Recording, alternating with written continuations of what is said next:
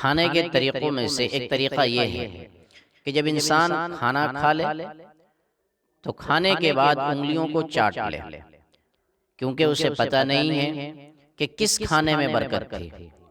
انگلیوں کو چاٹ لینے سے انگلیاں بھی صاف ہو جاتی ہیں، اور پھر انگلیوں پر جو کھانا وغیرہ لگا ہوتا ہے اگر اس کے اندر برکت ہو تو وہ بھی حاصل ہو جاتی ہے۔ اللہ کے رسول صلی اللہ علیہ وسلم نے ارشاد فرمایا اذا اکل احدکم فلیلعق اصابعہ فانہ لا یدری فی ایتہن البرکہ، جب کوئی شخص کھانا کھا لے تو اپنی انگلیوں کو چاٹ لے۔ اب یہ پوچھتے ہیں، سوال آتا ہے کہ بھئی چاٹنے کا طریقہ کیا ہوگا، کون سی انگلی پہلے؟ بھئی کوئی طریقہ نہیں ہے چاٹنے کا، جو انگلی آپ کو دل کرے پہلے بعد میں، کوئی ترتیب نہیں ہے اس کی کہ پہلے فلاں انگلی پھر فلاں انگلی پھر فلاں انگلی، ایسی کوئی ترتیب نہیں ہے۔ جیسے آپ کا دل چاہے ویسے آپ اس کو کر سکتے ہیں، کوئی ترتیب نہیں ہے۔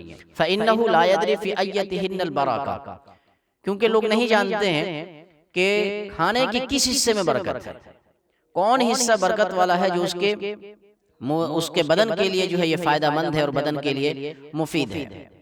کھانے کے وقت میں ایسا ہوتا ہے کہ کبھی کھانا گر جاتا ہے، تو دسترخوان بچھانے کا سب سے بڑا فائدہ تو یہی ہے کہ کھانا اگر گر جائے تو اس کو اٹھایا جا سکے۔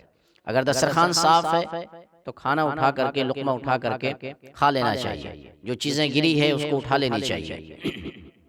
اور اگر دسترخوان صاف نہیں ہے، گندا ہے، یا پھر کھانا گرا تو گندا ہو گیا، لقمہ گرا وہ گندا ہو گیا، تو جتنا صاف ہے اتنا اٹھا لو، اور جتنا گندا ہے اس کو چھوڑ دو۔ اللہ کے نبی صلی اللہ علیہ وسلم نے ارشاد فرمایا کہ جب لقمہ گر جائے تو پھر کیا کرو، ثم لیطعمھا، اس کو کھا لیا کرو۔ کیوں؟ ولا یدعھا للشیطان، اور شیطان کے لیے اس کو نہ چھوڑا کرو۔ اسی طریقے سے جب آدمی کھا لے تو پھر پلیٹ کو بھی چاٹ لینا چاہیے۔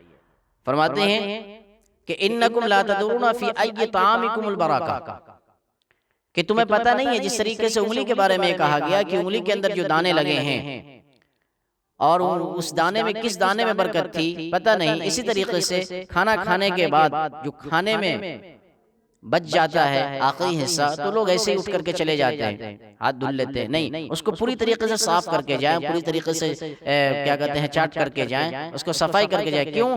کیونکہ یہ پتہ نہیں ہے کہ اس کھانے کے اندر کھانے کے کون سے دانے میں برکت تھی، اور اگر ہم نے چھوڑ دیا، ہو سکتا ہے کہ جو دانہ چھٹا ہوا اسی میں برکت تھی، وہی ہمارے لیے فائدہ مند تھا، وہی مفید تھا، اور ہم نے چھوڑ دیا۔ تو فرمایا کہ اس کو جس طریقے سے انگلی چاٹ لینا چاہیے، اسی طریقے سے پلیٹ بھی صاف کر کے ہی کھانا چاہیے۔ ایک تو یہ ہے کہ اس کی برکتیں حاصل ہوتی ہیں، دوسرا یہ ہے کہ جب پلیٹ کو صاف کر کے کھایا جاتا ہے تو پلیٹ بھی انسان کے لیے دعا کرتا ہے۔ من اکل فی قصعۃ، اللہ کے رسول نے فرمایا کہ جو شخص تھال میں کھائے ہے نا، ثم لحسھا، پھر اس کو صاف کر لے، اس کو چاٹ لے، استغفرت لہ القصعہ، تو یہ برتن اس کے لیے دعائے مغفرت کرتا ہے۔